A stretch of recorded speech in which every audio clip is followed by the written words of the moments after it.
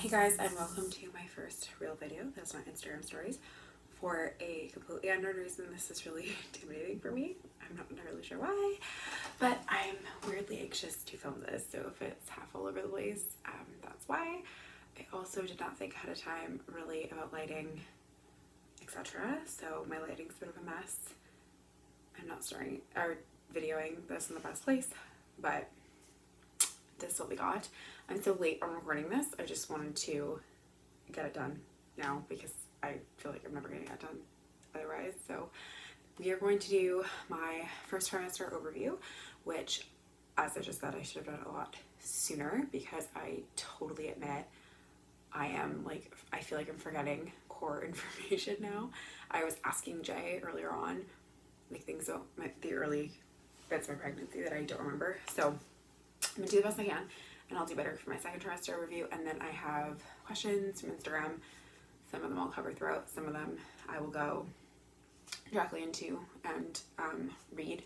So I guess we'll start from the very beginning. So I know I got this asked quite a few times on Instagram, was how I knew I was pregnant. In my blog post, I had said that I just woke up in the night and I knew I was pregnant. So if you read my last blog post, which was a journey to this pregnancy, you know, we have been trying to get pregnant for just under a year due to exclusively breastfeeding and a few other things.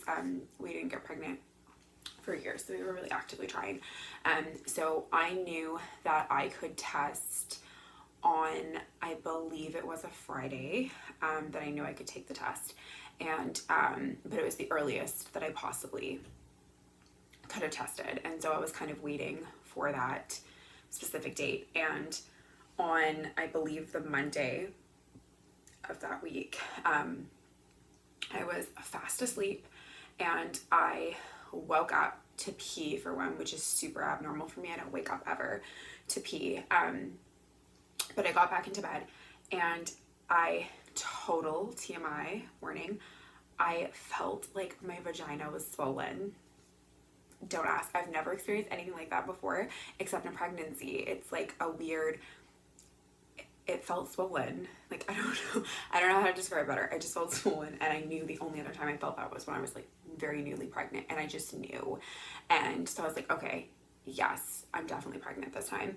And then I started second guessing myself because we've been trying for so long. I had convinced myself a few times before that I was pregnant. This one time I went to my girlfriend's house really late and we were hanging out, and I had gotten blood work earlier on that day because I had taken so many tests and they were all negative, and I was so convinced that I was pregnant. And I went to got blood work done, and then I got to her house and I kept like refreshing my eHealth, constantly checking if it was in, and I didn't get into like 2 a.m. and it was negative. And so anyways, so when this happened, I knew I had never felt this except when I was pregnant, but I just didn't, I second guessed myself for sure. So I tested the next morning and it was negative, and I still felt really confident. It was like, you know what, I just think it's too soon. I know I'm not supposed to test until Friday. So I tested again on the Thursday. Believe it was the Thursday, which was like the day before I was supposed to test. And that's when I got the faintest positive. And then yeah, that's the rest of that story is on the blog if you want to read the rest of that. So it's funny, I don't feel like I had symptoms before I found out I was pregnant, but you know what, like I found out really soon because we were trying and we were testing really early.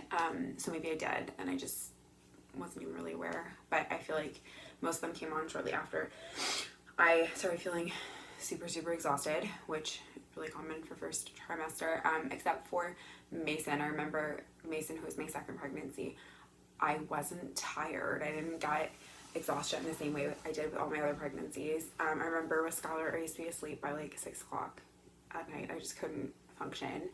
And this time I was really tired, and I definitely felt lagging, and I was in bed asleep by like 9:30, which for me is absolutely bonkers. So I was going to bed really early, and I was really tired. And then I found out I was pregnant when I was about 4 weeks pregnant, 3 weeks pregnant, I guess, so 3 or 4 weeks pregnant. And about 5 weeks, I was hit with killer nausea, which I've never had before in a pregnancy. I remember with Skylar, I used to get sick from poutine. Like, I just couldn't eat poutine, which wasn't a big deal. I never puked. Like, I was like really nauseated, etc. Mason, nothing to my knowledge. Riley, I think I was really, really lightly nauseated with Riley, and so I asked for diclactin, and then I took diclactin, and it made me so exhausted I couldn't function. And like, if you're gonna choose exhaustion if you're gonna choose to be nauseous over the exhaustion, I feel like your nausea isn't that bad. So for me, it wasn't that bad. It really wasn't. I think it lasted a couple days, truthfully. Kenny, I don't remember. I remember a week where I was nauseous, and I remember it was partially before I found out I was pregnant. I was really nauseous for a couple days, and then, yeah, like maybe a week. That was it. It really wasn't a big deal. I remember that was the most nauseous I had been, but it was really, really short. Maybe a bit longer than that. You know what? I could be wrong, but regardless, it really wasn't a big deal. And this baby was really, really nauseous. I didn't eat anything really for the first month after finding out I was pregnant. So until about 9 or 10 weeks, I didn't really eat anything. And then it was so particular. I only wanted to eat apples, cut apples, which was the same with Kennedy. That's what I wanted, and I don't like apples. And apple juice, that's all I could drink. Water was making me nauseous. Everything was making me nauseous. Meat was disgusting. I couldn't be around meat. And I would lie on my couch and just kind of like veg. I couldn't function. I felt so nauseous and so tired. I think it was mainly the combination that really killed me, to be honest, is the combination of the two. And so the nausea lasted, I'd say about like 12 or 13 weeks. About 12 weeks, I'd say it's better. But so for me, I have endometriosis, and with my endometriosis, when I ovulate, I have circumstantial IBS. So I have a really upset bowel when I ovulate, and around the time of starting my period, I have a super, super irritable bowel, really easily upset stomach. But it's only for a couple of days, and it's just, when I'm ovulating and usually like starting my period, it kind of acts up a little bit. So in pregnancy, it tends to be pretty bad. I have a pretty irritable bowel, and like my stomach is upset often, but like crampy and kind of gross, not necessarily nauseous. But with this baby, it's just been kind of never ending. That's still going on. So pretty much anything I eat, I know I have to go to the bathroom really quickly. I'm not feeling well. I feel gross and crampy and just disgusting most of the time after I eat, which sounds awful. Like, I was talking to someone about it, and they were like, oh my God, that sounds awful. It is, but I guess it's just, I'm used to it now, to be honest with you. It's just not that big of a deal. Like, it sucks. It sucks when I'm out. That sucks, but I don't know, it's just kind of part of the process. I don't know. It doesn't bother me that much. It's crappy, no pun intended, but it's not the biggest deal. So that's still kind of an ongoing thing. My insomnia has been pretty decent this pregnancy too. It was the irony of being so exhausted in the beginning when I couldn't stay up, and now I'm like up, but I'm so tired. I just can't seem to fall asleep is my problem. And then this morning I set my alarm. I had to get up and do something at 9 a.m. for 2 seconds on my phone, and then I could have gone back to bed because Jay's home, and I can't go back to sleep. There's just no way. I just can't fall back asleep. So I lie there and just kind of try and fall back asleep, and I'm so tired, but I can't get back to sleep. So that's kind of abnormal for me. Usually insomnia hits me later in the teens of my pregnancy. It doesn't hit me this early, so that's something that's somewhat new. But if you watch my Instagram stories, you know I have the worst pregnancy congestion. I can't deal. It's so bad still. I thought maybe it would go away in after the first trimester, because that's when your hormones are the craziest. It's so bad, except I keep forgetting to put the humidifier in my room by my face. Totally my fault. I'm sure it could fix a lot, but it's so bad. So that's not helping me sleep, because I get up in the night to blow my nose, which next to nothing comes out, and my nose is bleeding because I'm blowing it all the time. Anyways, that's blowing my nose, and then I can't fall back asleep. So between peeing and insomnia and this congestion, that's kind of crappy. The congestion's gotten a little bit better. That it seems to only be at night, and when I'm lying down is when it's really bad. In the day it's gotten better, but I mean, I still have Kleenexes everywhere I go, and I'm one of those disgusting people that blows her nose and throws her Kleenex on the floor because I'm just nasty like that. So that is the thing. It's still, I've tried saline, which kind of helps the neti pot. Someone scared me out of doing the neti pot because they told me you can like get like rotting stuff in your brain or something. I don't know. I don't know. But I haven't tried the neti pot, and I should. But I don't know. That's probably the worst. Is the congestion is pretty crappy. So another thing that has affected my last 2 pregnancies, this one and Kennedy. When I was pregnant with Kennedy, Briley was 5 months old when I got pregnant. So super, super close in pregnancies. So with Kennedy, by the time I was about 12 or 13 weeks, my pelvic floor was really, really struggling. That's one of the risks of having back-to-back babies, one of the reasons they don't necessarily recommend it. So with Kennedy, it was really, really, really uncomfortable. With Briley, my babies all sit really, really low towards the end of my pregnancy, and are fully engaged by like 33, 34 weeks. So with Briley, I used a belly band to help kind of support the weight of like the baby up on my belly instead of so low in my pelvis. So I tried that really early with Kennedy and it didn't help, and turned out it was because it was my pelvic floor. So essentially when you have a baby that close together, some pelvic floors like mine do not like that, and so essentially it starts to kind of prolapse and collapse on you, and so it's super uncomfortable. With Kenny it was really bad, and towards the end of my pregnancy I couldn't roll over in bed at night because I had such bad pelvic pressure. Also, I did have a slightly prolapsed cervix with her. Not this baby, I don't know. But anyway, so Jay used to have to help me roll over in bed because I couldn't roll over at all because she was like sitting so incredibly low towards the end of my pregnancy. So she was a lot worse than this one. Kennedy was 14 months when I got pregnant. So it's not as bad. It's still not great. This one hit me at about 14 weeks, but it's not every day like it was with Kennedy. So basically every couple of days it feels like I'm sitting on a tennis ball. Like there's a tennis ball in my crotch is kind of how it feels. It's like extreme pressure. And if you've been pregnant before, if you know that feeling, if your baby's engaged like mine do, towards the very end of your pregnancy where it just feels like your baby is hanging in your pelvis and just hanging so low and there's so much pressure and weight in there, that's kind of like what it feels for me through my whole pregnancy. But like I said, this time hasn't been quite as bad, but it seems to be when it comes on, it's really bad. Like it's worse than it was with Kenny's. But it's not every single day like it was with Kennedy. So pro and cons situation. So that's one thing that's going on. It's just every couple days I would say I'm really uncomfortable and it's really hard to walk, and it's not hard to walk I shouldn't say, but it's uncomfortable to walk and it's uncomfortable to be standing because I feel this immense pressure kind of thing. I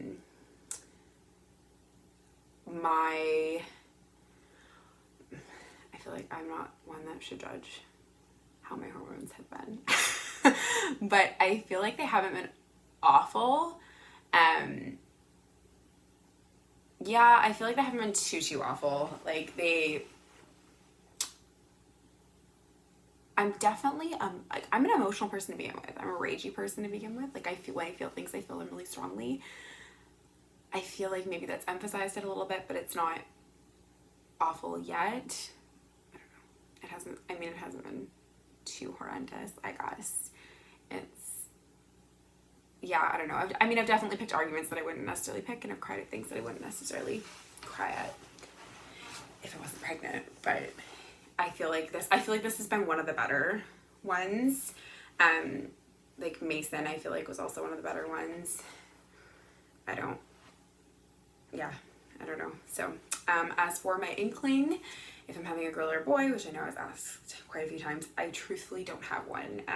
I was really convinced this baby was a girl in the very beginning because I wanted only apples, which I wanted like with Kenny, and I felt very similarly to what I did with Kenny, and I felt sick and I only had with Kenny, but it's actually a very different pregnancy altogether, to be honest. I've been really blessed previously with really, really easy pregnancies until the end. All of the end of my pregnancies are always somewhat dramatic and complicated, and I always end up being one of those people that's in and out of the hospital a bazillion times towards the end. But the beginning, like first trimesters, have always been super lovely for me, and I've always really enjoyed them because it's just the new excitement of being pregnant, and I don't really have a lot of shitty side effects. And this one I've had decently bad nausea. The congestion's really killing me. Oh, that's the other thing. I think it's from the congestion mainly, but I have a wicked migraine that's pretty much constant.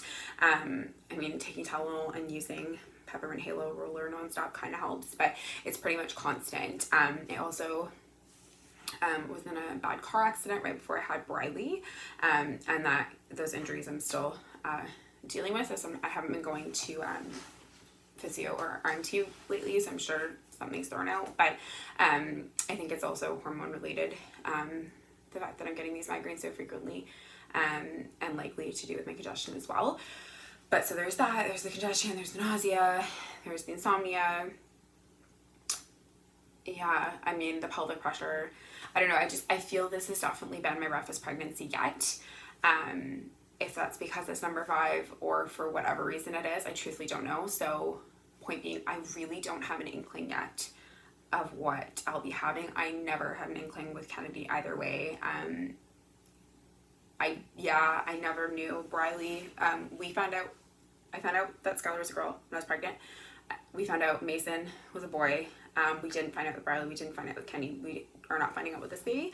But with Briley, I was so convinced she was a girl. Like, I would have passed out if someone said she was a boy. I was 110% positive she was a girl. Kennedy, I really had no idea. I kept talking about a boy because Mason really, really wanted a brother, but I didn't necessarily think I was having a boy. I really didn't know. I couldn't bet money on what I was having. So maybe I won't this pregnancy either. I may go the whole thing and really not have an inkling of what I'm having. Jay is pretty sure we're having a boy. I just don't feel that either way. So I know majority of people in the poll thought I was having a boy, but I currently don't really have an opinion on that one for you yet. So I'm going to pull up the Instagram questions on here, and let's answer some of those if I haven't answered them already. Breastfeeding while pregnant. I'm about to be in the same boat and terrified. Oh, yeah, I talked about this on my post a little while ago. So if you read my post, I was saying how I was struggling with the feeling of not wanting to breastfeed while pregnant because I was feeling frustrated and done with it and overtouched and just done, but I also didn't want to stop breastfeeding. I don't know. I don't know if it's gotten easier or it's gotten harder or I've just come to peace with it, to be honest with you. There's some feeds that I am most definitely frustrated and I am just annoyed and kind of want to be done with it. And there's other ones that I really am enjoying. Today in particular, this is actually the first day of my pregnancy. Today I'm 17 weeks and 1 day, I believe. And today, for whatever reason, my nipples were so sensitive. I didn't have a bra on, and my shirt touching my nipple, I wanted to cry. It was so sensitive. But surprisingly, nursing didn't bother me. I don't know why, but it didn't. So I don't know. I mean, my best advice would honestly be to do what you're comfortable with and don't push yourself. I mean, if you end up being totally fine with it, then continue. If you end up wanting to quit, I don't think there's anything wrong with quitting either. Breastfeeding is a relationship, so you got to do what you have to do in it too. You have to also be willing to do it. I don't see myself quitting.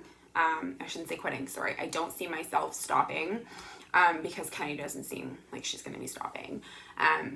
If she chooses to stop, I don't know if I would push for it. I don't know if I would adamantly try to get her to continue to nurse at this point. I think if she showed signs of being done, I would also be done.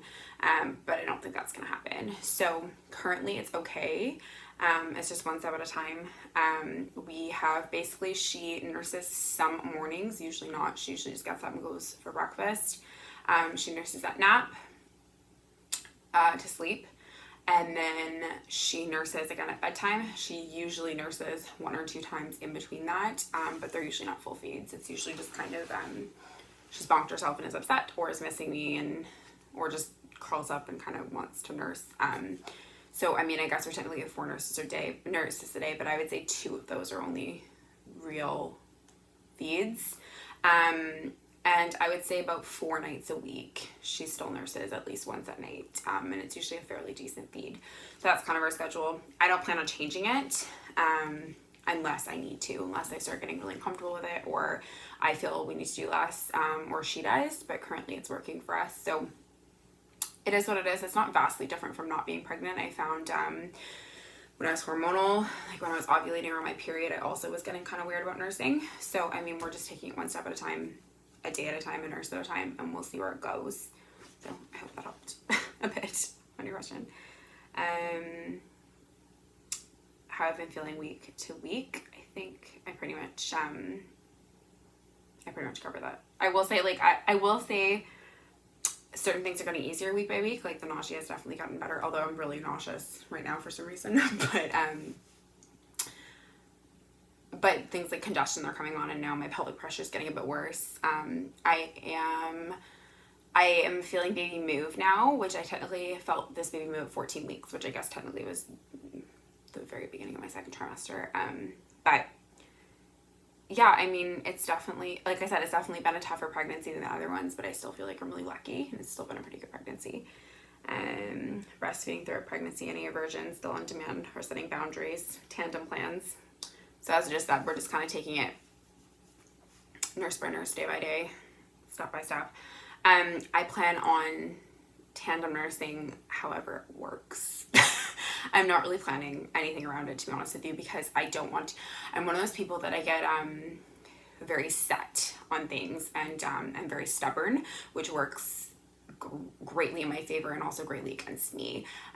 So I don't want to set these plans to tandem nurse for this amount of time, or this often, or like this, because if it doesn't go that way, I feel like I'm going to be really devastated. I'm also really struggling already with the idea of Kennedy not being my youngest for whatever reason. She's never supposed to be our youngest. We were never ever planning on stopping at 4. But for some reason I'm struggling with that. I think it's because I am still nursing.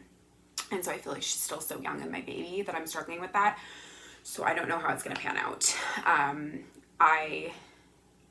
I'm pretty sure it's going to happen, because I don't think she's going to wean. And I feel like, I was talking to a friend of mine about this, I feel like either it'll make the transition with the new baby a lot easier on Kennedy, or a lot harder on Kennedy. So we'll just kind of see how that goes. So that's the current plan with it.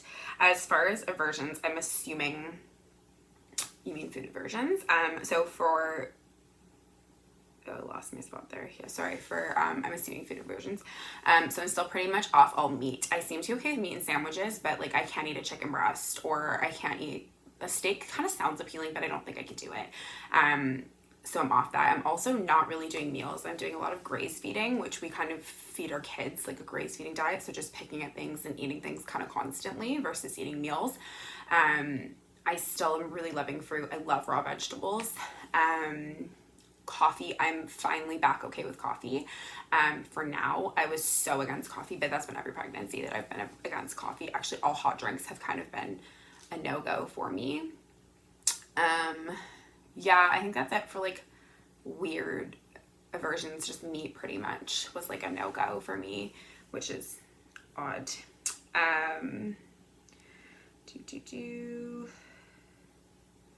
Covered that. Oh my gosh, yeah, I got a million questions of how we told our kids, which, oh my gosh. So we unintentionally took a really long time to tell our family about our pregnancy this time. Not for any reason, minus the fact that we had really high hopes of telling them in a really exciting way, because our other pregnancies were not technically planned, as much as like my family is always really excited and supportive nonetheless. It just hasn't been the same reaction, because we've always been stressed and trying to figure it out and kind of adjusting to the idea of being pregnant again, not when we planned on it.